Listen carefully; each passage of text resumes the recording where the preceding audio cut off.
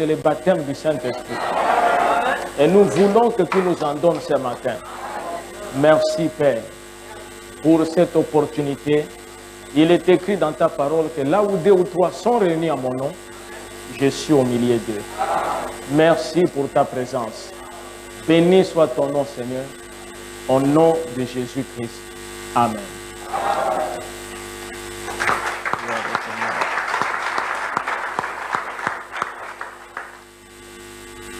Prenons nos Bibles.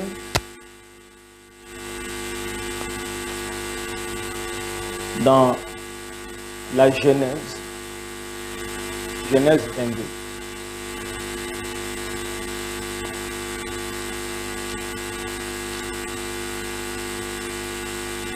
Livre de Genèse, chapitre 22.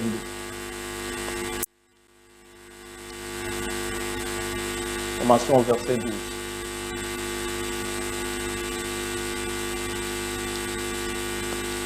L'ange dit, n'avance pas ta main sur l'enfant et ne lui fais rien, car je sais maintenant que tu crains Dieu et que tu ne m'as pas refusé ton fils, ton unique. Abraham leva les yeux et vit derrière lui un bélier retenu dans un buisson par les cornes. Et Abraham alla prendre le bélier et l'offrit en holocauste à la place de son fils. Verset 16. Verset 15. Et l'ange de l'Éternel appela une seconde fois Abraham des cieux et dit, je le jure par moi-même, parole de l'Éternel, parce que tu as fait cela et que tu n'as pas refusé ton fils, ton unique, je te bénirai et je multiplierai ta postérité comme les étoiles du ciel et comme le sable qui est sur le bord de la mer, et ta postérité possédera la porte de ses ennemis. Que Dieu bénisse sa parole. Vous pouvez vous asseoir. Nous allons lire encore dans Genèse chapitre 15, verset 7. Genèse 15, verset 7. L'Éternel lui dit encore, je suis l'Éternel qui te fait sortir d'Ur en Chaldée pour te donner en possession ce pays. Abraham répondit, Seigneur Éternel, à quoi connaîtrai-je que je le posséderai? Et l'Éternel lui dit, prends une génisse de 3 ans, une chèvre de 3 ans, un bélier de 3 ans, une tourterelle et une jeune colombe. Abraham prit tous ces animaux, les coupa par les milliers et mit chaque morceau l'un vis-à-vis de l'autre, mais il ne partagea point les oiseaux. Les oiseaux de proie s'abattirent sur les cadavres et Abraham les chassa. Au coucher du soleil, n'est-ce pas, c'est beau? Amen. Au coucher du soleil,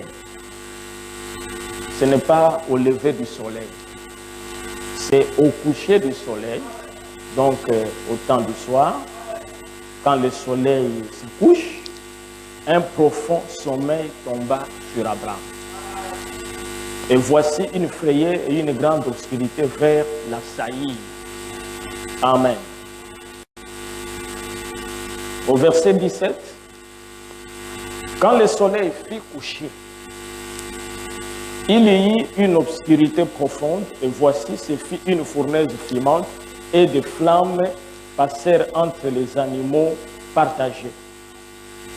En ces jours-là, l'Éternel fit alliance avec Abraham et dit, je donne ce pays à ta postérité, depuis le fleuve d'Égypte jusqu'au grand fleuve et au fleuve d'Euphrate. Amen. Nous allons parler sur l'alliance confirmée d'Abraham. Nous n'avons pas beaucoup de temps. J'ai voulu qu'on puisse écouter l'extrait de message sur Frère Branham, mais cela risque de ne pas me permettre de dire ce que je devrais dire par rapport au temps. Amen. Nous sommes en train de vivre la fin des temps. Je sais que chacun de vous ici est d'accord avec moi. Il faut être aveugle pendant cette période que tu abandonnes Dieu. N'est-ce pas? Ou il faut avoir un problème. Lorsqu'on voit que la maison est en train de brûler, même un homme ivre, il va se dessouler. Quand les gens commencent à crier, la maison brûle, la maison brûle, même celui qui est ivre, il va chercher à sortir. Mais je peux vous dire que la maison du monde est en train de brûler. Vous ne voyez pas que ça brille? L'économie est par terre. La maladie frappe les gens. Les suicides, c'est un temps effrayant. Et un homme averti devrait se tenir sous ses gardes. Parce que bientôt, Jésus doit prendre son épouse. Si vous ne pouvez pas me croire, croyez la Bible. Amen. Si vous n'avez pas confiance à la Bible, croyez en Frère Branham. N'est-ce pas?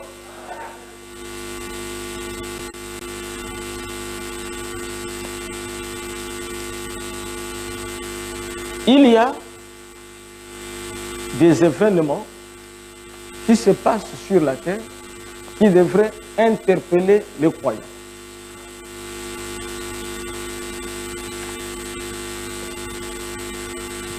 Vous savez que ce qui se passe aux États-Unis est le dernier signe selon les événements que Dieu a donnés à Frère Branham. Le dernier signe pour l'épouse.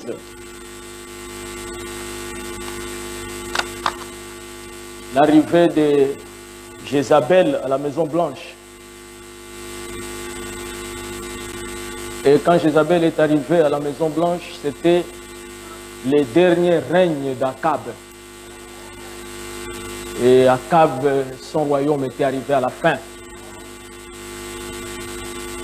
Et vous savez qu'il a été tué par la guerre. C'était la guerre et une balle l'a attrapé. Et nous sommes en train d'arriver aussi à la même chose. Amen. Souvenez-vous, je vous avais prêché un message ici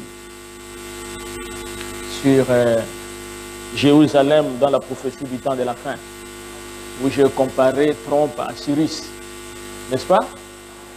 Et Daniel dit que du temps de Cyrus, à la 3e année de Cyrus, il y a eu une calamité sur toute la terre. Et pendant ce temps-là, je prêchais, je disais, nous allons surveiller pour voir la 3e année de Trump. Et la 3e année de Trump, nous avons une calamité, une pandémie, coronavirus, qui a paralysé le monde entier. Amen. Et les choses sont en train de se passer telles que Dieu l'avait annoncé. Et là, nous voyons l'arrivée aux États-Unis d'Amérique d'une femme à la Maison Blanche. Et si vous n'êtes pas au courant, même M. Joe Biden, le président élu et tout ça, il s'est fracturé. Amen. Sa santé est fragile. Mais il y a quelque chose que cet homme a fait, qu'aucun chef d'État n'a fait, et on dit que c'est historique. Il a nommé 7 femmes qui doivent et qui sont chargées de sa communication. Dans les services de communication, il a nommé, je dis bien, 7 femmes. Joe Biden nomme une équipe de communication entièrement féminine à la Maison Blanche. Le président élu des États-Unis a choisi 7 femmes pour encadrer sa communication. Une première dans l'histoire du pays. N'est-ce pas? Une première dans l'histoire du pays. Le président élu des États-Unis, Joe Biden, a annoncé dimanche 29 novembre la composition de son équipe de communication à la Maison Blanche, qui sera exclusivement féminine, ce que son entourage a qualifié de première dans l'histoire du pays. Donc, il y a les noms de toutes ces femmes-là qu'on a nommées. Ça ne nous intéresse pas. Mais je voudrais prendre ce qui se passe ici à la lumière, à la parole de l'heure, la Bible et le message de William Branham. N'oubliez pas que Frère Branham a prêché un message. Les événements modernes sont rendus clairs par les prophéties. Donc quand vous voyez les grands événements qui se passent dans le monde entier, un vrai prédicateur, amen, doit prendre ces choses et regarder qu'est-ce que Dieu veut dire ou qu'est-ce qu'il nous a dit. La communication, c'est la parole. Ces femmes ici vont s'occuper de la communication. Donc c'est la voix de Joe Biden. Lorsque je vois au temps de la fin, eux-mêmes disent que c'est un événement historique et que cette femme vont communiquer pour Joe Biden, ceci me rappelle lorsque l'homme a laissé la femme aussi la communication dans le jardin d'Éden. Et lorsque l'homme a chargé la femme, amen, pour communiquer à sa place, c'était la fin du règne d'Adam. Et lorsque Dieu est venu et tout ça, il a reproché à Adam que ce que tu as fait, ce n'est pas bon. Moi, je vais te punir puisque tu as écouté la voix de ta femme. N'est-ce pas? Et nous savons que les États-Unis d'Amérique, amen, c'est l'État qui dirige le monde. Et nous voyons cette femme qui vont parler de la part de Joe Biden. Nous sommes en train, amen, de revoir encore ce qui s'est passé en Éden, où la voix de la femme va dominer le monde. Et le monde est arrivé à la fin parce qu'il va se soumettre et écouter la voix de la femme. Et ces femmes sont 7. Amen. Et 7, c'est un chiffre que les gens du message connaissent. Ce n'est pas n'importe quel chiffre. C'est le chiffre de l'achèvement. C'est la fin des temps. Amen.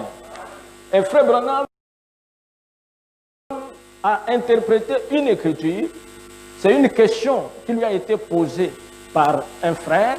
Et il voulait savoir ce que cette écriture signifiait. Et Frère Branham a commencé à interpréter cette écriture. Amen. Vous êtes avec moi? Nous allons prendre cette écriture ici pour que, avant que nous puissions aller dans l'alliance confirmée d'Abraham, dans le livre d'Ésaïe,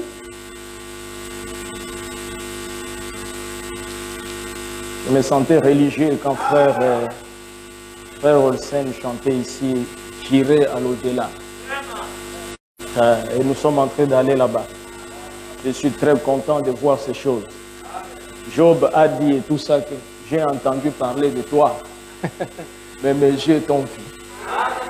Et nous sommes en train de voir. Vous devez être heureux. Tu ne peux pas voir ce message à tout moment, on te voit triste. Même si tu n'as pas l'argent et tout ça, sois heureux. Amen. Et vous savez que nous avons une promesse, amen, pour que les choses ne puissent pas tarder en longueur. Il a dit à cause des élus, je ne veux pas retarder beaucoup les choses.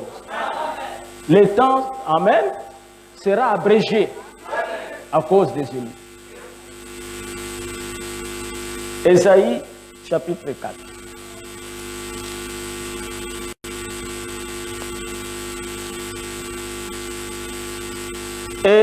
Et 7 femmes saisiront en ce jour un seul homme et diront, nous mangerons notre pain et nous nous vêtirons de nos habits. Faisons-nous seulement porter ton nom, enlève notre opprobre.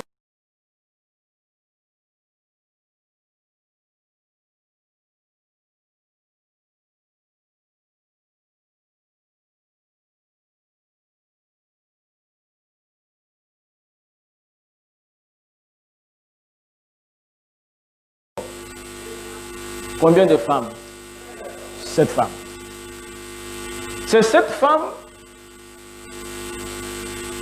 au temps de la fin, elles vont s'accaparer d'un seul homme. Mais elles diront à cet homme-là qu'en ce qui concerne les pains, ne te fais pas de soucis pour nous nourrir. Peut-être tu vas dire non, non, non, je ne veux pas, c'est beaucoup de charges. Non, non, non, nous ne sommes pas vraiment une charge. Notre propre pain, nous allons assurer cela. Amen. Et nous nous vêtirons de nos habits. Donc, nous prendrons soin de nous-mêmes, nos habits, notre nourriture, mais nous avons seulement besoin de ton nom. Et quand nous avons ton nom, cela va nous ôter l'opprobre. Donc, enlève-nous la honte d'être célibataire. Frère Branham dit que cette écriture ici concerne les États-Unis d'Amérique. C'est William Branham. Il dit cela montre la dépravation des mœurs et l'immoralité qui va se vivre dans le monde entier, mais particulièrement aux États-Unis d'Amérique, qui est la nation leader du monde. Il dit les femmes, amen, elles s'attacheront à un homme, juste pour que les gens pensent qu'elle est mariée. Mais en réalité, elle ne l'est pas. C'est elle-même qui se paye la nourriture, c'est elle-même qui achète ses habits, mais c'est seulement la couverture d'un homme. Amen. Mais cela ne doit pas être le cas même pour les frères, parce qu'il y a des frères aussi, la femme c'est elle-même qui se nourrit, c'est elle-même aussi qui achète ses habits. Elle a seulement son nom. Quand elle passe seulement là-bas, on dit non, madame, mon dos. Mais en réalité, il n'y a rien don dedans.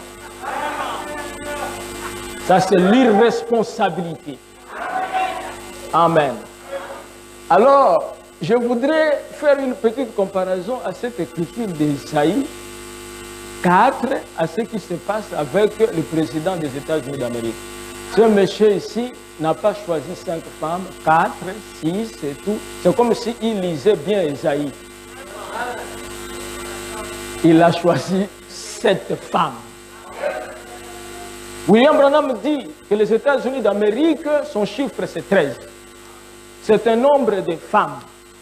Et une femme ira à la Maison Blanche, ainsi dit le Seigneur. Et ça sera la fin des temps. Amen.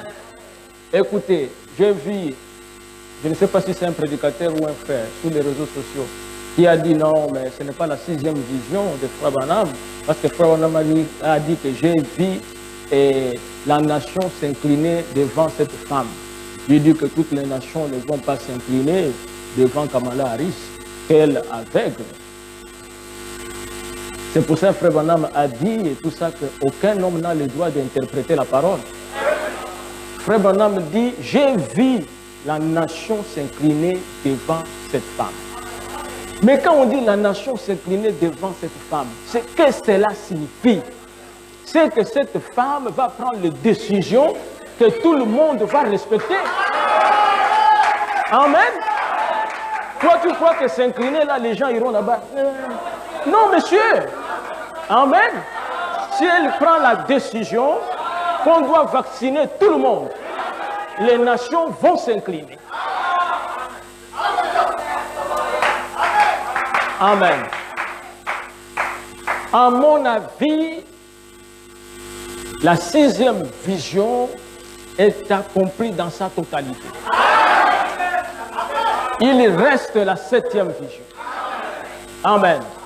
Et vous allez voir même la tournure de ces choses. Nous sommes là, si Dieu nous prête vie, nous allons constater cela. Vous allez voir ce qui va se passer aux États-Unis. Amen. J'ai suivi Joe Biden dire qu'aucune décision que moi je prends sans que je puisse parler avec Kamala Harris. Amen. Savez-vous aussi que les Juifs, les derniers Juifs qui sont restés en Éthiopie sont en train de retourner. Je crois que vous suivez quand même les informations. Vous n'avez pas suivi ça? Le Premier ministre est parti même pour les accueillir. Ils sont retournés avec l'étendard de David. Les drapeaux à 5 étoiles. Et ces Juifs ici partent de l'Éthiopie pour retourner là-bas. Vous savez, ils viennent d'où et tout ça? C'est la descendance de la reine de Saba. C'est pour ça qu'on vous dit que la Bible est réelle. La reine de Saba est partie sur Salomon. Amen. Elle est revenue avec la semence. Oh, c'est merveilleux, mes frères. Amen. Or, Jésus a dit que c'est un grand signe. Ils sont restés en Éthiopie. Il dit, qu'est-ce que nous attendons? C'est parce que bientôt le Messie sera là. Et avant que le Messie ne puisse se manifester là-bas en Israël, nous devons partir. Amen. Et il ne reste plus beaucoup de temps. Que le diable ne vous trompe pas. Levez-vous. Amen. Si vous étiez paresseux, amen. Prie que Dieu te donne la force. Amen. Je voudrais parler sur l'alliance confirmée d'Abraham. L'alliance confirmée d'Abraham.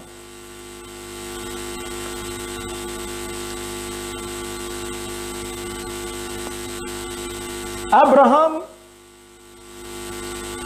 comme nous le savons tous, est le père de la foi.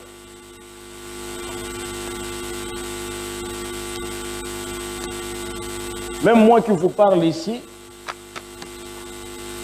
je n'ai aucun droit au royaume des cieux si je ne suis pas de la postérité d'Abraham. Même vous qui êtes ici, si vous ne faites pas partie de la famille d'Abraham, ça ne vaut pas la peine, vous n'irez pas au ciel. Mais vous allez aller dans quel ciel? Parce que même Jésus, quand il est venu sur la terre, lorsqu'il a parlé de Lazare, les pauvres et les riches, la manière dont Lazare souffrait et les riches vivaient bien, mais à leur mort, on a vu Lazare, c'est Jésus qui dit et tout ça, au sein d'Abraham. Jésus dit qu'il était au sein d'Abraham. Et les Juifs étaient en enfer.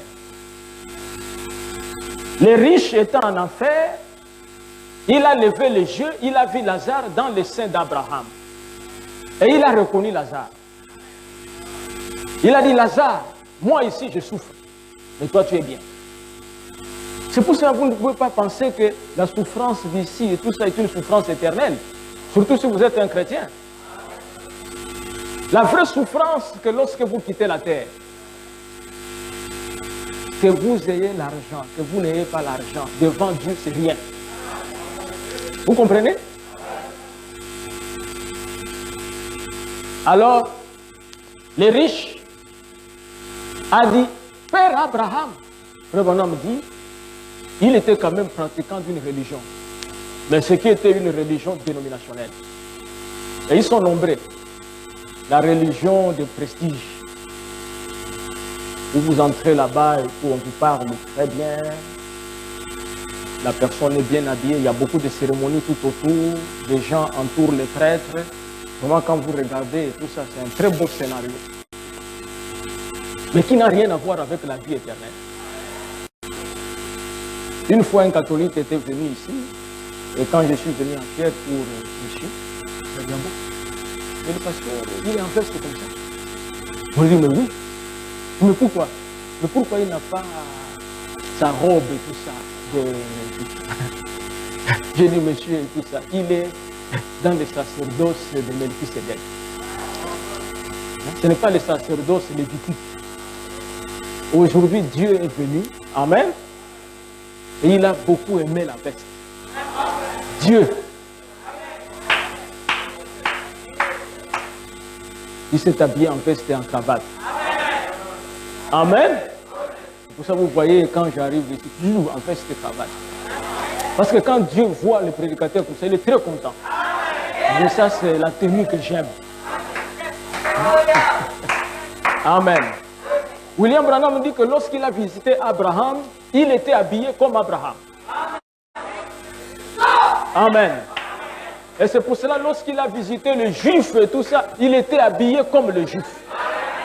Mais lorsqu'il visite les gentils, dans un âge moderne, un prophète moderne, amen, il est habillé comme un prophète moderne, avec cravate et la veste.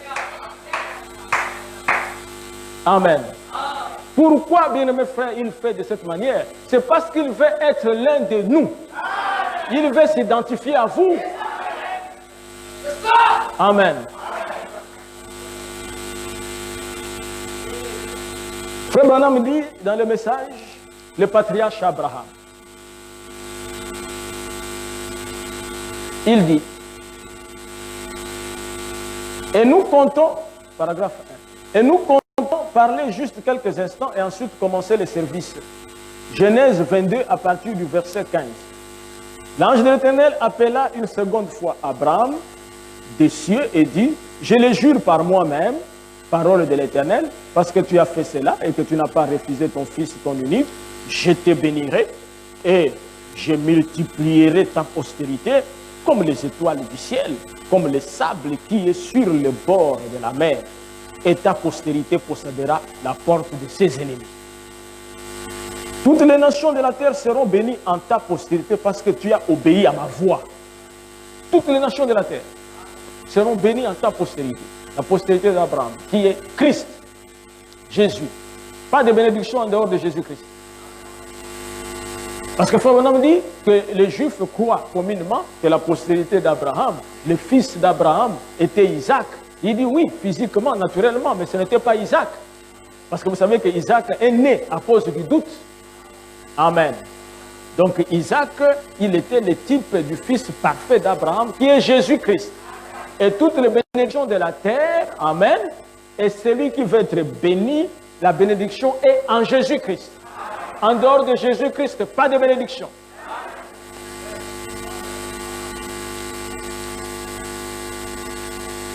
Nous sommes en présence d'un grand sujet ce soir, le patriarche Abraham. Il était appelé le père de la foi parce que Dieu lui fit la promesse qu'il hériterait la terre et sa postérité. Et c'est au travers d'Abraham que nous, étant morts en Christ, devenons la postérité d'Abraham. Et nous sommes héritiers avec lui selon la promesse. Eh bien, Abraham était juste un homme ordinaire. Il n'était pas quelqu'un de spécial. Dieu ne l'avait jamais appelé, dans tous les récits disponibles, jusqu'à ce qu'il eut 75 ans. Sa femme qui était sa demi-sœur avait alors 65 ans. Ils avaient probablement vécu ensemble depuis leur jeune âge. Elle était stérile, elle n'avait pas d'enfant. Dieu a exigé une séparation. Dieu appelle Abraham un homme ordinaire. Ce n'est pas un homme spécial. Mais Dieu lui fait grâce. Et Dieu va faire avec Abraham une alliance. L'alliance inconditionnelle. Dieu lui demande de quitter son père, sa mère, de quitter sa famille et d'aller dans le pays qu'il devait lui donner en Canaan. Abraham dit, lorsqu'Abraham sortit dans l'alliance confirmée d'Abraham, paragraphe 56, bon, l'autre soir, nous avons vu que Dieu lui avait dit, Dieu lui a dit de se séparer de ses parents et de s'en aller. Mais Abraham, comme un homme ordinaire, eh bien, Dieu l'a jamais classé, ne l'a jamais ramené dans son pays d'origine pour avoir fait cela. Seulement, Abraham n'était point béni avant qu'il se soit séparé de sa famille. Quand Dieu lui demande de sortir, Abraham, il lui dit seulement, prends ça, ta femme et tout ça, tes brebis et le reste, vas-y. Abraham, son père, était déjà vieux. Il dit non, je ne peux pas laisser papa ici. Il prend aussi son père. Il vient, il dit, l'autre aussi ne peut pas rester ici. C'est mon neveu. Et c'est ça ce que l'homme fait. Quand, amen, Dieu l'appelle, Dieu lui dit très bien et tout ça, que non, prends seulement ta femme et tout, vas-y.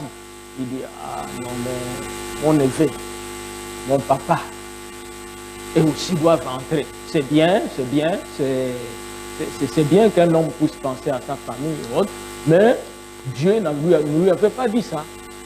Vous comprenez? Et c'est pour ça que vous voyez, vous pouvez forcer même vos enfants. vous pouvez forcer qui que ce soit et tout ça. Si Dieu ne l'a jamais appelé, amen, il ne viendra pas. Même s'il vient 2 ou 4 fois et tout ça, va retourner pour aller mettre la peinture sur ses lèvres, pour aller mettre tout ce que vous connaissez là. Parce que quand je vois les gens rejeter même la parole, oh, elle est là, ma sœur, sœur Célestine, Dieu te bénisse. Je pensais à toi là et tout ça, je devais t'appeler et tout ça, mais tu as quitté la tête. Que Dieu te bénisse richement. Amen. Vous voyez même les gens refuser Dieu pour rien. Tout pour rien. Pourquoi tu n'aimes pas le message? Ah, là-bas, on porte des longues jupes. Donc, toi, qu'est-ce que tu fais? C'est les jupes courtes. Il dit oui, je veux les. Mais quand tu as les jupes courtes, quel est ton objectif? Parce que chaque chose a un objectif. Amen. Ah, là-bas, quand vous partez, il y a beaucoup d'interdits et tout ça. Quel interdit ici? Ici, nous n'avons pas d'interdit. Amen. Nous menons une vie normale. Amen. Oh, quand tu parles là-bas, tu ne peux même pas siroter même ta petite bière. Mais quel est ton objectif en sirotant la petite bière? Mais tout, c'est l'objectif.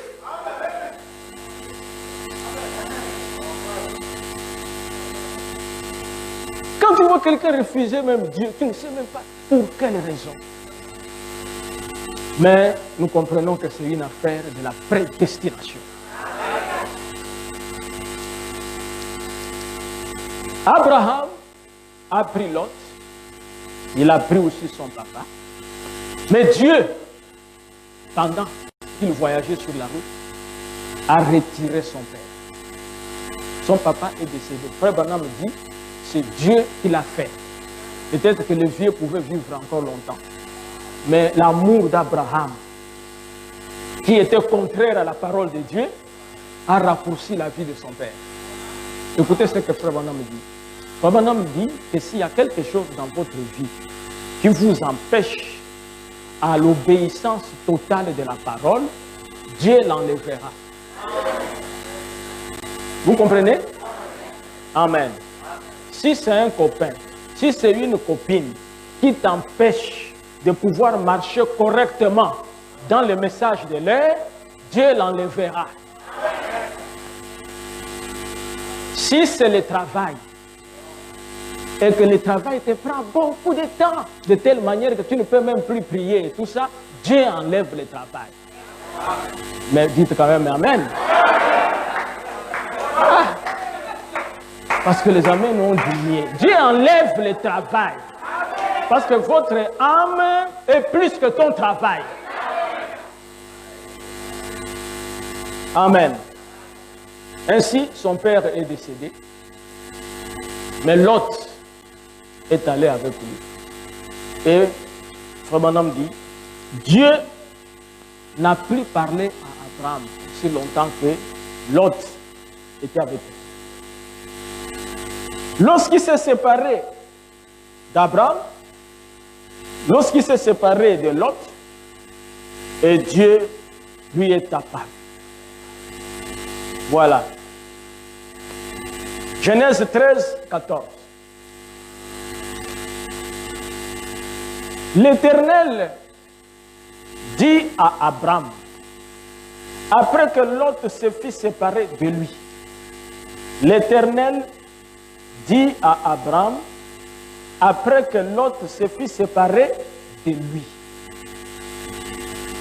Pourquoi la Bible dit ça? Frère m'explique. Il dit, avant cela, Dieu ne parlait plus à Abraham, aussi longtemps qu'il était avec Lot. Mais quand il s'est séparé de Lot, en ce moment-là, il a obéi totalement à la parole et Dieu est venu pour lui parler. Il dit, chaque fois que vous vous séparez d'un péché, Dieu vient et il vous bénit. Vous comprenez? Quand vous vous séparez des mensonges, parce qu'il y a des frères qui mentent et tout ça comme ils respirent. Mais un frère, et il aime même le message. Il aime le message. Il enseigne même la parole. Mais c'est un menteur. Et ce mensonge-là, lui-même, il ne sait pas comment faut-il faire pour m'en débarrasser. Non, frère, tu peux t'en débarrasser. D'un un, tu dois d'abord savoir toi-même et accepter que tu es un menteur. Ce sont ces choses-là que vous ne connaissez pas. Aussi longtemps tu dis, non, moi je ne mens pas et tout ça. Donc tu gardes le mensonge. Les démons du mensonge, je dis qu'ils m'aiment. Ils m'aiment, c'est très bien. Et tout ça. Mais si tu dis que non, je suis un menteur, Seigneur, je ne veux pas être un menteur. Aide-moi et tout ça. Dieu va t'aider. Frère Branham dit que tu ne peux pas aller voir un médecin si tu ne reconnais pas que tu es malade. Il faut d'abord croire que tu es malade. N'est-ce pas? Des mensonges. Les jours où tu vas te débarrasser des mensonges et tout ça, Dieu te bénira. Amen. Alors, Dieu dit à Abraham, après qu'il s'est séparé de Lot, regarde, lève les yeux, et du lieu où tu es, regarde vers le nord et le midi, vers l'Orient et l'Occident, car tous les pays que tu vois, je les donnerai à toi et à ta postérité pour toujours. Je rendrai ta postérité comme la poussière de la terre, en sorte que si quelqu'un peut compter la poussière de la terre, ta postérité aussi sera comptée. Je rendrai ta postérité comme la poussière de la terre. Notez ça très bien. En sorte que si quelqu'un peut compter la poussière de la terre, ta postérité aussi sera comptée. Lève-toi, parcours le pays dans sa longueur et dans sa largeur, car je te les donnerai. L'héritage est là. Mais toi, Abraham, ne te contente pas seulement de rester sur place. Parcours le pays dans la longueur. Les bénédictions que Dieu a données dans sa parole vous appartiennent. Mais c'est à vous de parcourir cela. Mais il y a des gens et tout ça, ils restent pour lui dans... Et c'est pour ça que quand nous prenons le message, amen, nous devons parcourir le message dans la longueur, dans la largeur. Nous devons parcourir toutes les promesses. Tu ne vas pas rester seulement dans un coin. Oh, bien aimé frère, il a envoyé un prophète. Oui, ça c'est un coin. Avance encore plus loin. Pour voir que Dieu lui-même est devenu un homme. Amen. Et que le Messie est venu sur la terre. Et vous allez voir pendant que Abraham parcourait le pays, amen. Il a parcouru tout le pays, mais il a choisi un endroit où il devrait résider. Oh, je me sens religieux. Vous pouvez dire amen? Lorsque nous parcourons le message, tout le message, nous devons trouver un coin du message où nous devons implanter nos tentes et ériger l'autel là-bas. Est-ce que vous comprenez de quoi je parle? Amen. Abraham leva ses tentes et vint habiter parmi les chênes de Mamré. Gloire au Seigneur, qui sont près d'Hébron, et il bâtit un autel à l'Éternel. Nous croyons le message, mais il y a un coin où nous devons habiter dans le message. Est-ce que vous pouvez dire amen? Nous croyons le message. Abraham, tout le territoire lui appartenait, mais il avait sa résidence. Là où il se sentait bien. Là où il avait construit sa maison. Amen. Et c'était où? Sous les chênes de Mamré. Et sous les chênes de Mamré, vous savez ce qui est arrivé à cet endroit. Dieu est apparu à Abraham sous la forme d'un homme. Abraham pouvait parcourir le pays, il pouvait partir partout et tout ça, mais quand le temps de dormir arrive, il retourne pour se coucher sous les chênes de Mamré. Nous pouvons prêcher le baptême au nom de Jésus-Christ. Amen. Nous pouvons prêcher la divinité de Jésus-Christ. Nous pouvons prêcher la puissance. Nous pouvons prêcher la guérison divine. Tout cela, c'est notre héritage. Mais là où nous habitons, c'est là où Dieu est devenu un homme. Luc 17, 30. C'est ça qui nous donne la foi de l'enlèvement. Amen. Car Frère Branham dit, l'épouse est appelée par Luc 17, 30. Pas tout le message. Luc 17, 30. Et Luc 17, 30, c'est Dieu devenu un homme. Est-ce que vous croyez cela? Et si vous croyez cela, c'est ça l'expiation. Amen. Vous savez que Pierre a vu Jésus faire beaucoup de miracles. Mais Pierre n'a jamais proposé à Jésus que ça soit une demeure.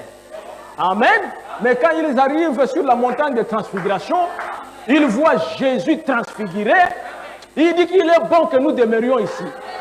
Vraiment, le pays est grand, mais cet endroit où tu as changé sous la forme de la lumière. Amen. Il est bon que nous demeurions là-bas. C'est pour ça que nous insistons sur cela.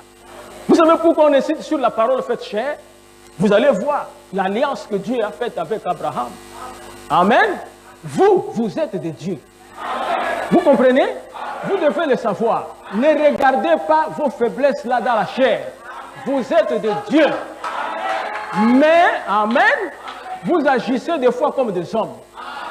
Et quand quelqu'un des fois agit comme un homme, il doute de ta divinité. Frère Branham dit que Jésus, devant la tombe de Lazare, il plaira. Et quand il plaira, il dit c'était un homme. Parce qu'il avait les émotions. Son ami était mort. Et il avait les émotions. Il a vu Marthe et Marie qui pleuraient. Ils ont dit, Seigneur, il sent. Et lui aussi, en tant qu'un homme, avec les émotions, il plaira. Et une femme dit à Frère Branham, je te montrerai que votre Jésus n'était qu'humain. Frère Branham dit, comment tu peux le faire? Il dit, c'est dans votre Bible. Frère Branham dit, alors? Il dit, mais pourquoi il est écrit que Jésus plaira? Frère Branham dit, oui, tu n'as pas compris. Lorsqu'il plaira, c'était un homme. Mais après avoir pleuré, il dit, Lazare, sors.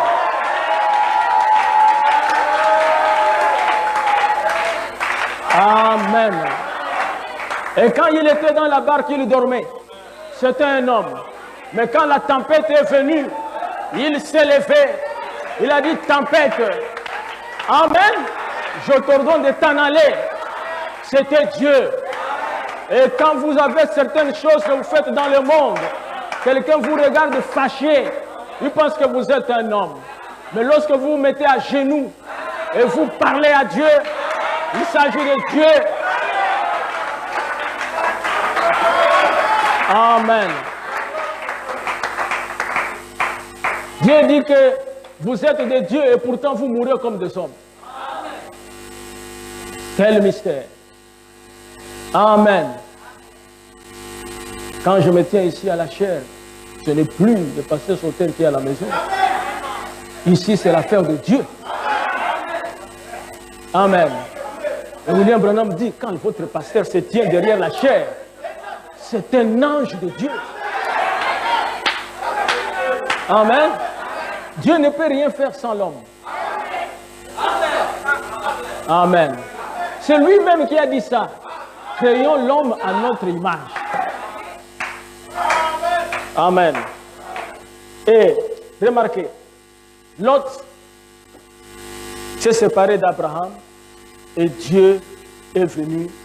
Dieu a béni Abraham. Il lui montre sa postérité.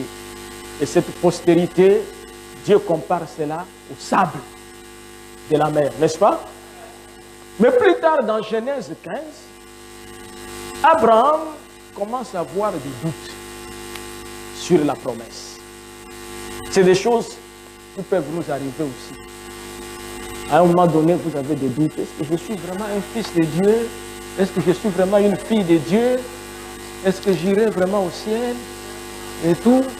Ah, Seigneur, avec ce que j'ai fait là, avec ça et tout ça. Mais c'est que vous vous oubliez et tout ça, que vous ne pouvez pas croire en ce message ici si vous n'étiez pas connu par Dieu. C'est impossible. Parce qu'il y a des gens comme vous, sans leur dire rien. Tu peux même les inviter et tout ça, ils rentrent ici, ils écoutent et tout ça, ils sortent, ils disent ok, c'était bien et tout ça. Mais je m'en vais là-bas à la chapelle des vainqueurs.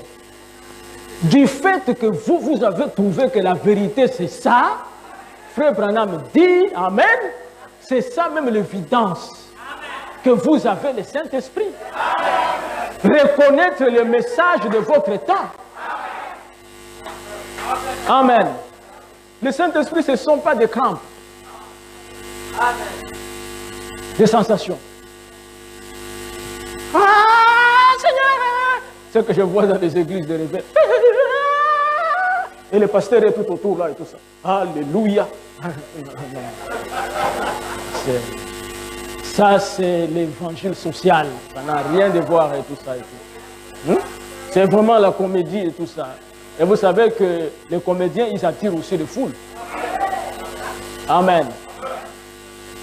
Mais le véritable évangile, c'est pas. C'est pour ça que vous voyez beaucoup de gens ne croient pas le message. Ce n'est pas facile. Un monsieur m'a dit tout ça, mais quel mal y a-t-il tout ça si quelqu'un, un homme porte pour lui 100 kilos, tout ça et tout. J'ai dit en fait, aux yeux de toi, il n'y a aucun mal, mais Dieu. Le problème, c'est l'affaire de Dieu. N'est-ce pas? Est-ce que c'est nous? C'est l'affaire de Dieu. C'est nous. C'est Dieu qui a dit que la femme ne coupe pas les cheveux. C'est Dieu qui a dit ça. Si Dieu aurait dit tout ça, qu'elle peut couper comme elle veut, moi, où est mon problème? J'allais dire aux sœurs, coupez comme vous voulez. C'est un homme qui a dit que ça ne sert à rien de mettre beaucoup d'articles sur la tête. Ça ne sert à rien de tout ça. Vous mettez beaucoup de trucs et tout ça. Des fois, on ne voit même pas vos cheveux, on ne voit que des fleurs. Il y a quelque chose qui ne va pas. Parce que faut me dire que Dieu vous a créé dans un but et il veut vous voir de cette manière. Mais maintenant, quand il vous voit et tout ça, toute la tête et tout ça, ce sont des fleurs. Mais Dieu dit que cette fille ici, j'aurais pu la créer un jardin de fleurs ou quelque chose. Qu'est-ce qui ne va pas? Dieu vous a créé, vous a donné un certain teint. Mais il vous voit maintenant, tout ça, vous êtes devenu comme, je ne sais pas, une chinoise ou je ne sais pas qui est tout ça, il dit mais comment? Mais celle-là et tout ça, ce n'est pas comme ça que je l'ai créé. Mais ce n'est pas possible. Tout ça, c'est ce que Dieu veut redresser. Et quand on redresse, l'homme ne veut pas. Amen. Quel avantage y a-t-il pour une femme de porter des chaussures comme ça? Par exemple, c'est quel avantage? Un, ça change votre démarche. Vous avez le risque de tomber. Et vous marchez dans une certaine lenteur. N'est-ce pas? Même si tu ne veux pas changer. Et c'est le diable qui fait ça. Vous voyez? Frère Branham est contre ça. Contre ça. Mais il y a des sœurs qui sont dedans.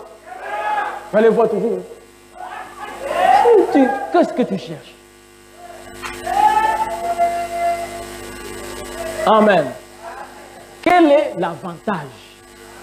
Mais le diable le fait. Parce que tu ne peux pas passer inaperçu avec ça. Les gens vont se retourner pour regarder. Parce que c'est un spectacle. Ce n'est pas quelque chose de normal. On voit...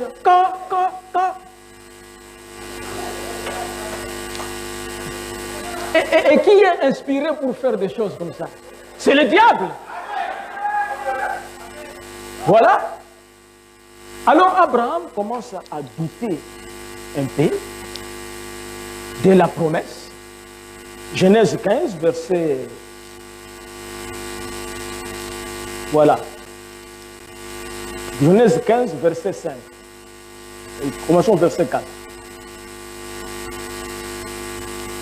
Alors la parole de l'Éternel lui fit adresser ainsi. Prenons verset 3. Et Abraham dit, voici, tu ne m'as pas donné de postérité, et celui qui est né dans ma maison sera mon héritier. Alors que Dieu lui avait dit tout ça, que tu auras une postérité. Tu auras un fils. Mais au fur et à mesure que l'âge avance, Abraham commence à interpréter lui-même la parole. Je crois que nous sommes déjà dans le millénium. Hein? C'est ça, non? Je crois, bien aimé frère, que nous sommes déjà enlevés. Qui t'a dit ça? Moi, je t'ai dit que tu seras enlevé et tu disparaîtras de la terre. Abraham commence à interpréter comme il était vieux. Et tout ça, j'étais quand il avait 75 ans maintenant, que commence à dire Sarah aussi et tout ça. Bon, Seigneur, je crois que celui qui est né dans ma maison, comme tu disais qu'il naîtra dans ma maison et tout ça, donc Eliezer. Dieu lui dit non, non, non, non. Alors la parole de l'Éternel lui fit adresser ainsi. Ce n'est pas lui qui sera ton héritier. Mais c'est celui qui sortira de tes entrailles qui sera ton héritier. Et après l'avoir conduit dehors, notez bien les détails. Dans Genèse 13, il lui dit que ta postérité sera comme le sable de la terre, le sable de la terre. En ce moment-là et tout ça, Dieu lui parlait la journée. Vous comprenez? Pour que tu vois très bien le sable, c'est la journée. Et tu vois le sable là et tout ça. Ta postérité sera comme ça. Très bien. Mais quand il arrive dans Genèse 15, la Bible dit, après l'avoir conduit dehors, et il dit, regarde vers le ciel et compte les étoiles. Vous-même comprenez à quelle heure? C'est le soir. N'importe qui doit dire que c'est le soir, parce que c'est le soir où on voit les étoiles. Donc nous voyons ici Dieu montrant à Abraham deux postérités. Une postérité terrestre, amen, du matin, et une postérité céleste du soir. Est-ce que vous êtes avec moi? La postérité terrestre, amen, c'est Israël. C'est eux qui ont commencé le matin. Mais la postérité royale, qui est comparée aux étoiles, au temps du soir, c'est vous et moi. C'est merveilleux. Si tu peux compter, et il lui dit, telle sera ta postérité. Abraham eut confiance en l'Éternel, qui le lui imputa à justice. L'Éternel lui dit encore, je suis l'Éternel, qui te fait sortir d'Ur en Chaldée pour te donner en possession ces pays. Abraham répondit, Seigneur éternel, à quoi connaîtrais-je que je le possédais? Donc Abraham veut se rassurer, il dit, mais est-ce que tu peux me donner un petit signe? Le signe est important. C'est pour ça que Dieu a donné à Abraham les 7 visions. C'est très important pour nous. Amen. Et l'Éternel lui dit, prends une génisse de 3 ans, une chèvre de 3 ans, un bélier de 3 ans, une tourterelle et une jeune colombe. Abraham prit tous ces animaux, les coupa par les milieux et mit chaque morceau l'un vis-à-vis de l'autre, mais il ne partagea point des oiseaux. Aujourd'hui, toi, tu ne peux pas aller prendre un bélier, la génisse et tout ça pour faire ce qu'Abraham a fait. Parce que vous allez trouver des gens, des prophètes avec ça. En brousse, il a amené l'église, que c'est pour l'alliance. Amen. Abraham était l'ombre de ce que Dieu va faire dans la nouvelle alliance. Mais nous allons comprendre ça. Les oiseaux de proie s'abattirent sur les cadavres et Abraham les chassa. William Marion Branham dit ceci. L'alliance confirmée d'Abraham. Il dit, Abraham, Dieu l'appela à sortir disant, va me prendre une génisse de 3 ans et apporte-moi une chèvre de 3 ans, un bélier de 3 ans, apporte-les. Et Abraham les coupa en morceaux, les étendit au sol, et Dieu dit, apporte-moi une tourterelle et une jeune colombe. Avez-vous remarqué qu'il n'avait pas partagé la colombe ou la tourterelle? Il ne l'a pas partagé. Il coupa les bêtes de sacrifice, assurément, mais il n'a pas partagé les oiseaux. Pourquoi?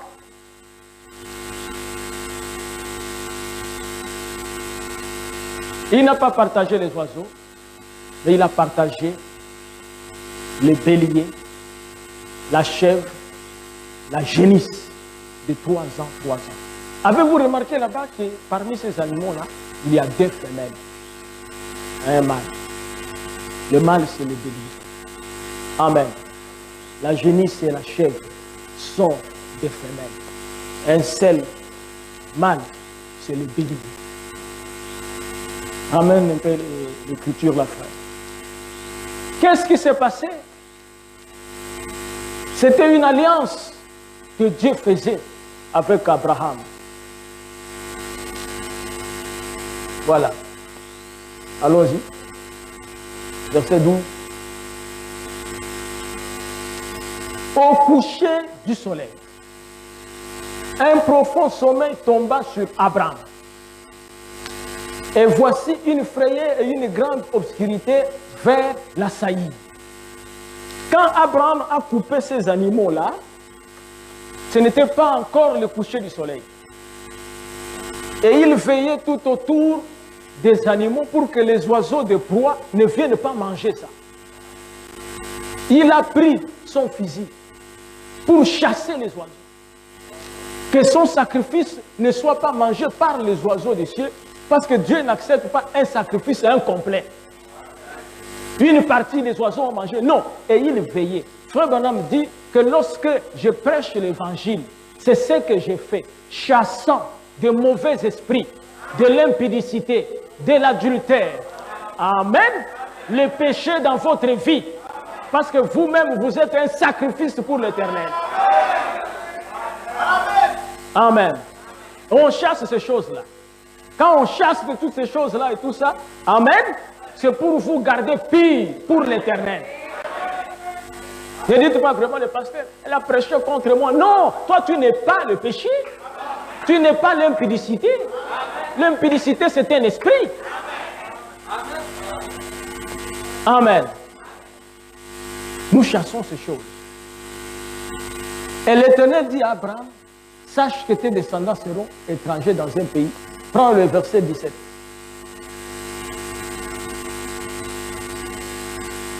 Quand le soleil fut couché, il y eut une obscurité profonde.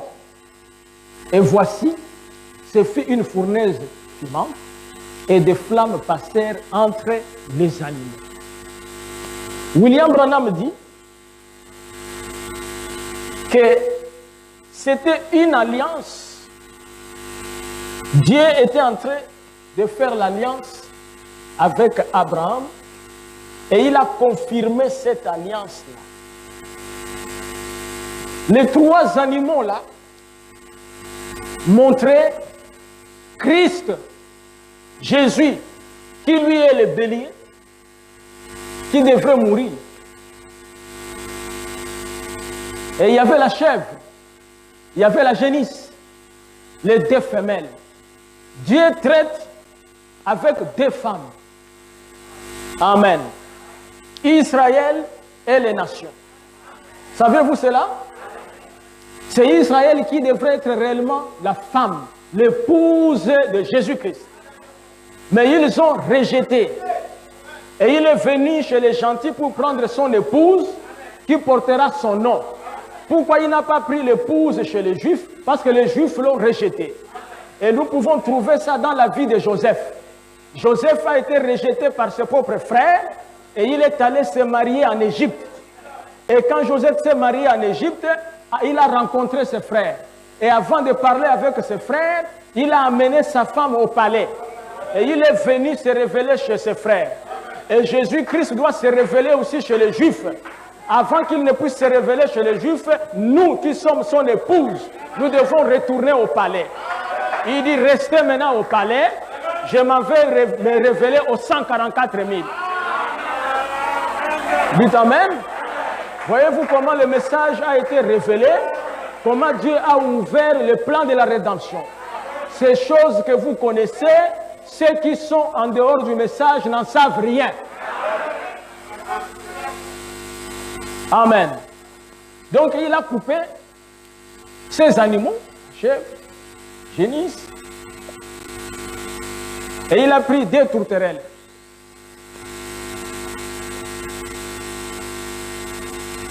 Remarquez, il a coupé ça en deux. Et qu'est-ce qui s'est passé?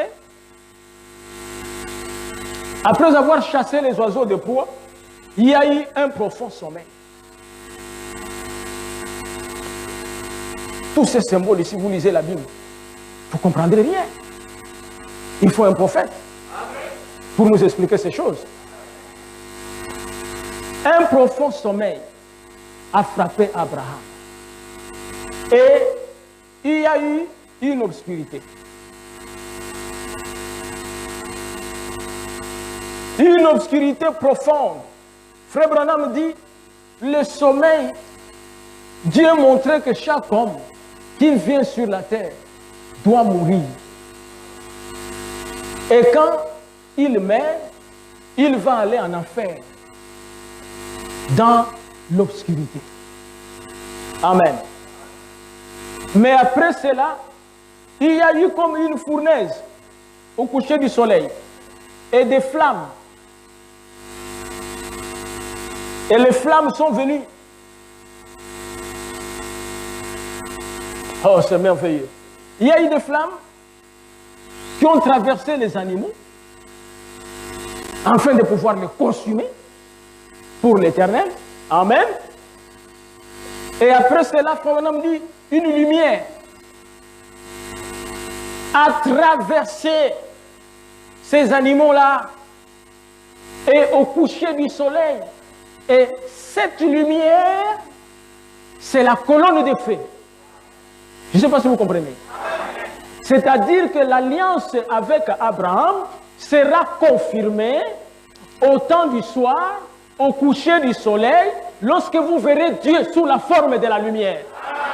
Est-ce qu'on peut dire Amen? Gloire au Seigneur. Amen.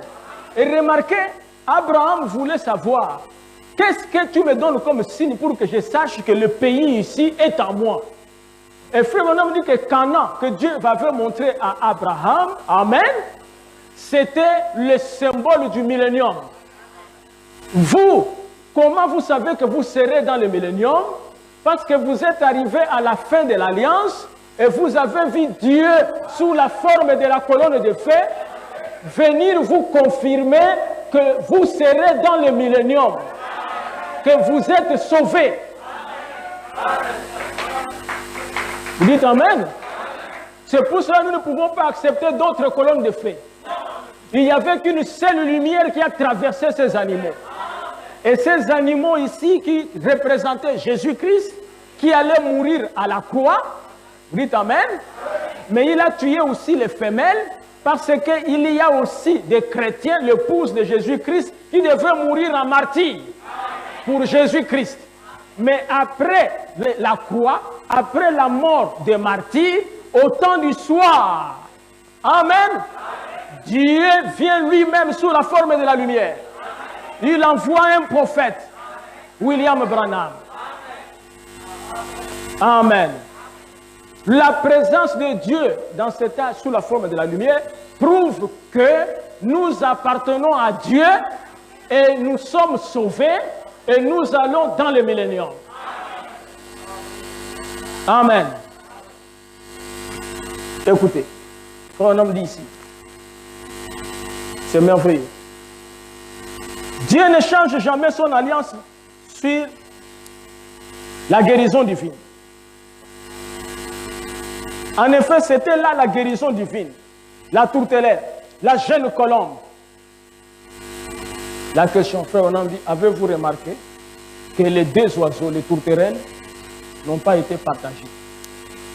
N'est-ce pas? Il dit, ça représentait la guérison divine, montrant que la guérison divine sera dans l'ancienne alliance et dans la nouvelle alliance. Dites Amen. La guérison divine a existé aussi dans l'ancienne alliance.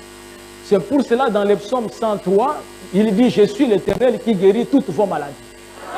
Dites Amen. Pendant que vous êtes là et tout, si vous êtes malade et que la parole est prêchée et tout ça, et le diable reconnaît et tout ça, il vous quitte. Parce que vous avez droit à la guérison divine. Vous êtes dans la nouvelle alliance. Amen.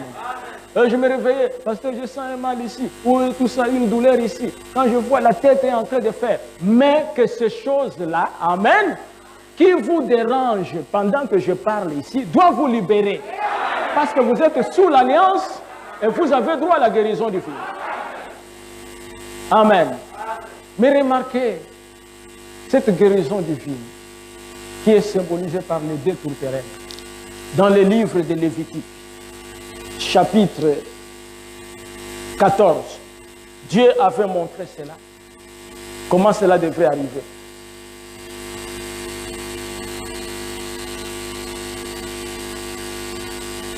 Lévitique 14.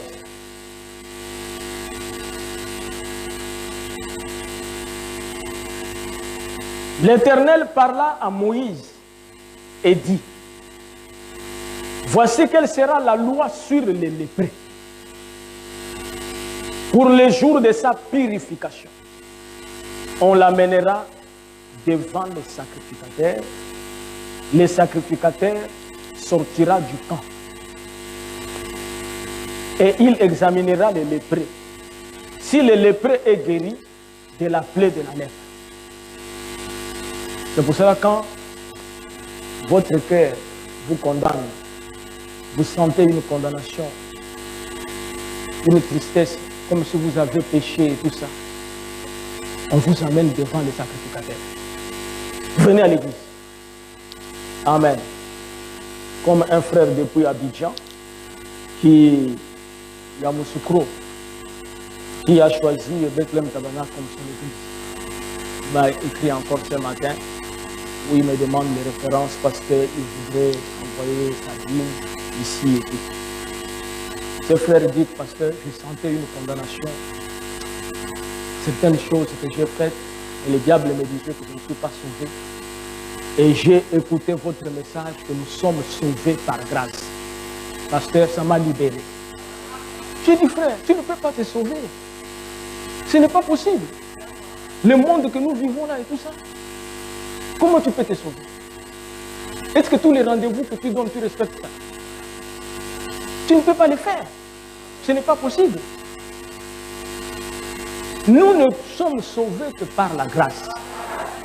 Et la grâce est grâce lorsque vous l'acceptez comme telle. Amen. Et la grâce, c'est recevoir la volonté de Dieu pour votre génération. Vous voulez dire que les gens, les fils de Noé, qui sont entrés dans l'arche, c'était...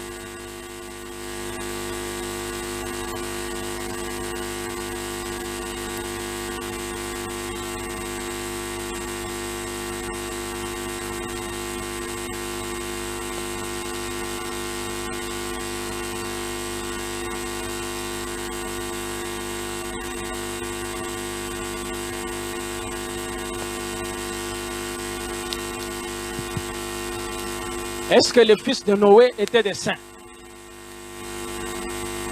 Mais pourquoi le déluge ne les a pas engloutis? C'est parce que ils ont reçu le message qui était la volonté de Dieu pour leur temps. N'est-ce pas cela?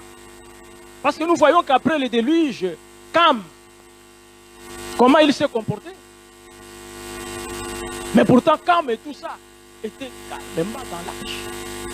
Ne savez-vous pas qu'il y a des gens qui sont morts, qui avaient beaucoup plus de vertus et qui étaient plus justes que Cam? Oui, mais ils sont morts. Pourquoi ils sont morts? Mais c'est parce qu'ils n'ont pas reçu la grâce. La grâce était de recevoir Noé et croire en Noé. Amen. Voilà la grâce. Et nous avons aussi la grâce. Et cette grâce, c'est de recevoir William Branham comme le prophète du temps de la fin. Et malgré cela, certaines faiblesses dans la chair peuvent se manifester. Et nous nous repentons et nous regrettons. Et ça n'a rien à voir avec la vie éternelle. Même le salut. Vous dites Amen? Ça n'a rien à voir. Amen. Souvenez-vous, Jézabel a tué Naboth. Au même moment, Élie est venu dire, parce que vous avez tué Naboth, mon œil a vu.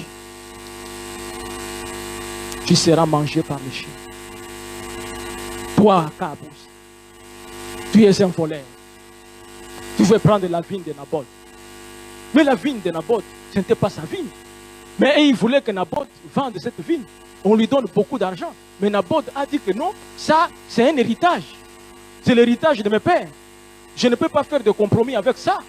Il dit non, on peut te donner une autre vigne ailleurs. Il dit non, non, non, non, non, non. C'est cette vigne ici. Pas d'autre vigne. Et c'est pareil aujourd'hui avec nous. Nous avons l'héritage. C'est ce message. Et cette colonne de feu qui a été photographiée par Frère Branham, c'est notre héritage. Personne ne peut venir échanger ça à une autre colonne de feu. On n'accepte pas ça. Amen. Oui, bien mes frères, ça c'est la colonne de feu qui est descendue dans mon assemblée. Non, nous avons un héritage. Nous gardons ça. Amen. C'est la grâce qui nous apporte le salut. Ne pensez pas que parce que tu as jeûné 3 jours et tout ça, que tu vas convaincre Dieu. Tu dis non Seigneur, je veux que j'entre au ciel. Il dit qu'est-ce que tu as fait? Il dit j'ai jeûné 3 jours, 4 jours. Il dit qu'est-ce que j'ai à voir? Qu'est-ce que j'ai à voir avec tes jeûnes? C'est toi qui t'es privé et tout ça. La nourriture, c'est pas même moi qui t'ai dit de le faire. C'est ton initiative. C'est tout ça. Moi, la première chose que j'avais demandé à l'homme, tu mangeras de tous les arbres.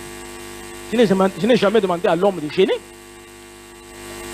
Frère, maintenant, on me dit que rien dans la Bible nous demande même de jeûner. Vous voyez, c'est fort, hein? William Branham.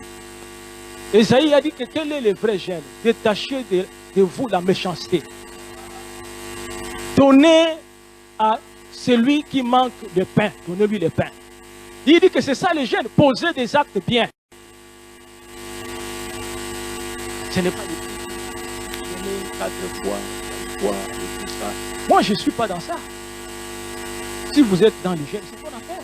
Tu es en train de faire souffrir ton estomac pour rien. Dieu veut que tu crois la parole. Tu crois la parole et tu manges.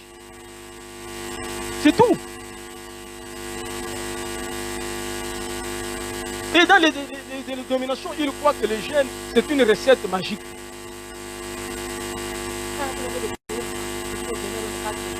Et Dieu va. Non, rien à voir. C'est tout ça. Le pouvoir, c'est la foi. Si vous avez la foi et que vous jeûnez 4 jours, vous revenez et vous dites à cette montagne. Oh non. Si vous avez la foi, amen. Et vous savez dans quelles circonstances cela est arrivé? C'est parce que Jésus voulait manger. Et les figuiers n'avaient pas de figues. Et le Seigneur n'était pas d'accord avec les figuiers. Il dit, moi j'aime manger. Pourquoi tu veux me faire jeûner comme ça? Tu es maudit. Mais la Bible dit que ce n'était pas la saison de figues. Mais Jésus, comment tu demandes aux figuiers de te donner les figues, mais alors que ce n'est pas la saison? Il dit, mais non, parce que le figuier est un incrédule. Moi, je suis Dieu. Quand je dis donne le fruit, le figuier quoi? Il donne le fruit. Que ce soit la saison, que ce ne soit pas la saison. Parce que c'est l'Éternel qui parle.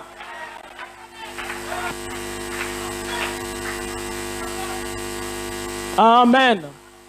C'est pour cela, bien aimés frères, peu importe la difficulté que nous avons aujourd'hui pour trouver du travail.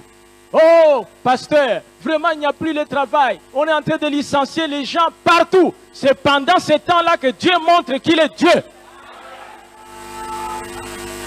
Dieu aime les circonstances difficiles pour qu'il te prouve qu'il est Dieu. Amen. Alors, ces 2 tourterelles n'étaient pas tuées pourquoi? Parce que cela représentait la guérison divine. Et Lévitique 14. Le sacrificateur sortira du camp et il examinera les lépreux. Si le lépreux est guéri de la plaie de la lèpre, le sacrificateur ordonnera que l'on prenne pour celui qui doit être purifié 2 oiseaux vivants. Et puis, du bois de cèdre, du cramoisi et de l'hysope. Oh, le temps nous manque pour parler de tout ça. Les cèdres, le cramoisi et de l'hysope. Le sacrificateur ordonnera qu'on égorge l'un des oiseaux sur un vase de terre, sur de l'eau vive. Vous écoutez, il ordonnera qu'on fasse quoi? Qu'on égorge l'un des oiseaux sur un vase de terre, sur de l'eau vive. Il prendra l'oiseau vivant, les bois de cèdre, les cramoisis et l'hysope, et il les trempera avec l'oiseau vivant dans le sang de l'oiseau égorgé sur l'eau vive. il en fera 7 fois l'aspersion sur celui qui doit être purifié de la lèpre. Amen. Il a égorgé un oiseau et c'était des tourterelles. Et frère Branham dit qu'il y avait le mâle et la femelle. Il dit c'est le mâle qui devrait être égorgé.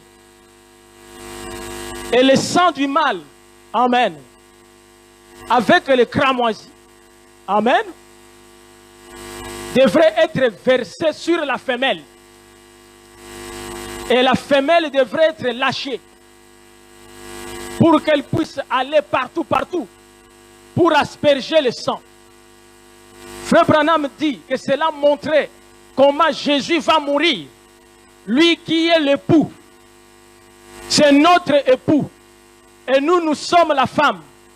C'est lui qui devrait mourir en mourant. Le sang de Jésus-Christ devait être versé sur l'épouse.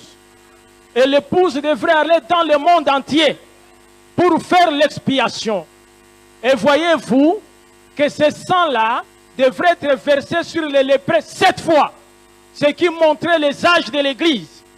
Après la mort de Jésus-Christ, il fallait 7 âges de l'Église. Et à la fin du 7e âge de l'Église, le sang de Jésus-Christ revient sur les ailes de William Branham, qui est représenté comme un aigle.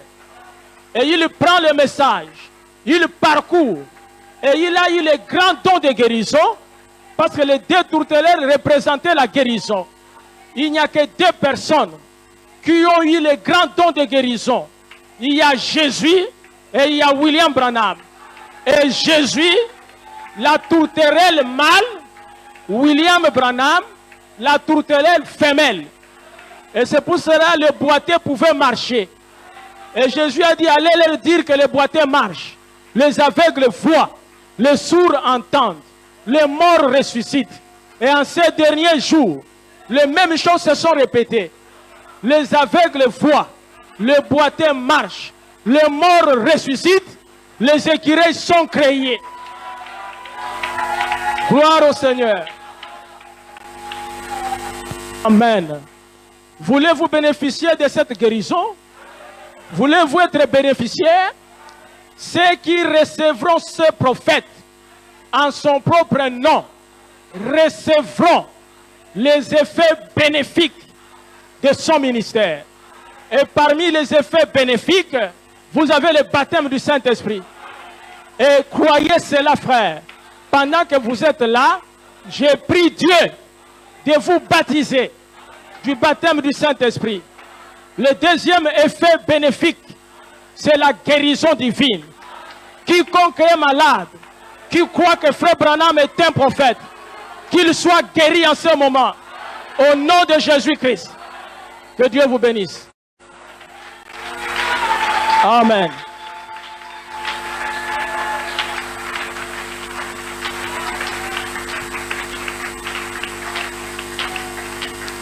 Nous allons nous lever.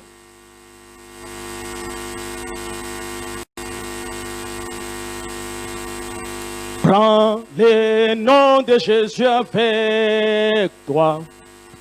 Ô toi, enfant de tristesse. Il va te procurer la joie. Prends-le partout où tu vas. Précieux nom, précieux nom, nom si doux. La terre et joie du ciel. Précieux nom, oui, précieux nom, nom si doux. Espoir terre et joie du ciel. Précieux nom, précieux nom, précieux nom, nom si doux, nom si doux. Espoir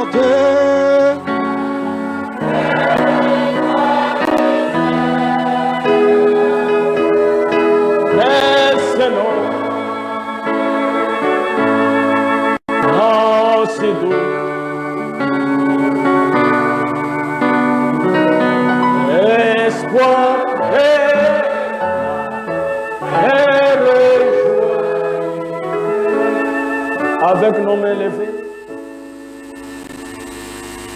Dieu, notre Père Céleste, cette alliance que tu as confirmée avec Abraham, nous en sommes héritiers. Ce matin, regarde les mains qui se sont levées dans la salle. Nous avons besoin du baptême du Saint-Esprit.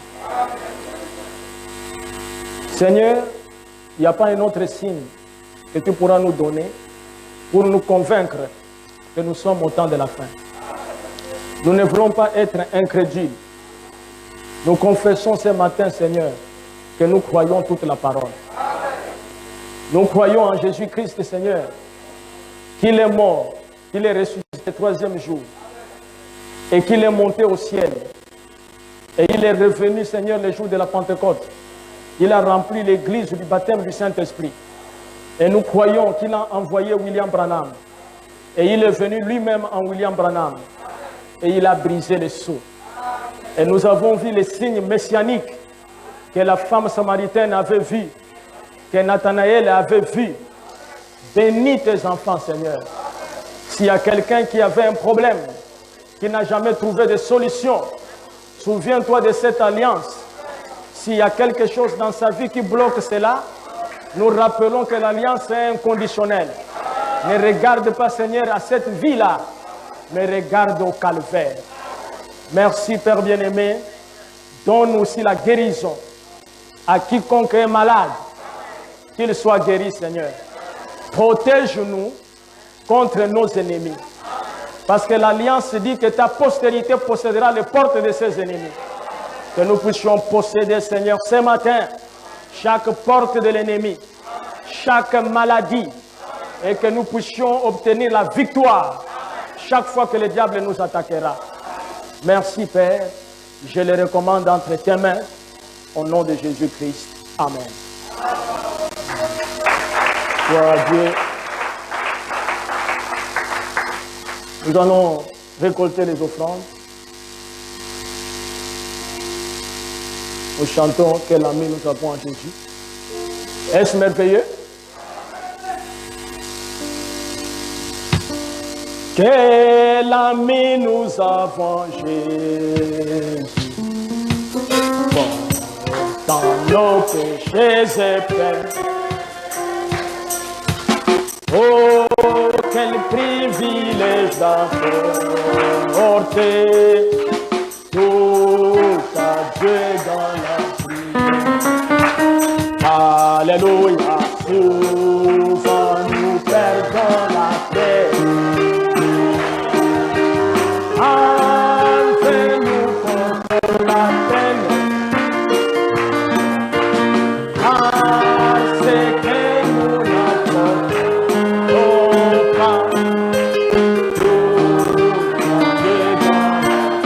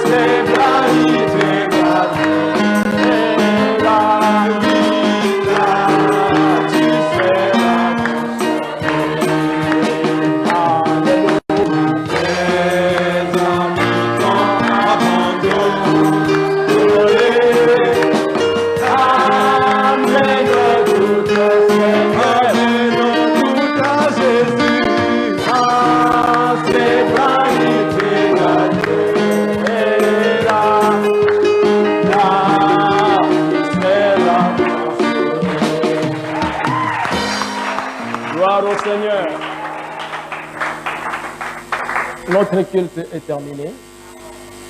Et respectez les gestes barrières. Ne vous embrassez pas. Et venez à l'église quand vous voulez. Et Dieu lui-même connaît ce qu'il aime.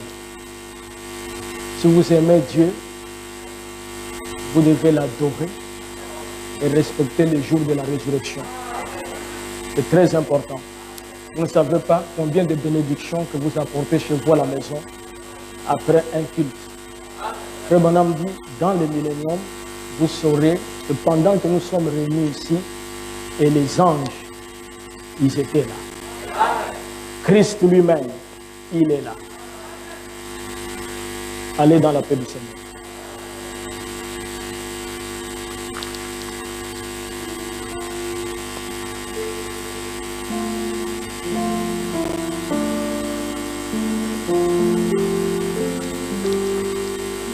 Sœur Célestine, viens me voir au bien.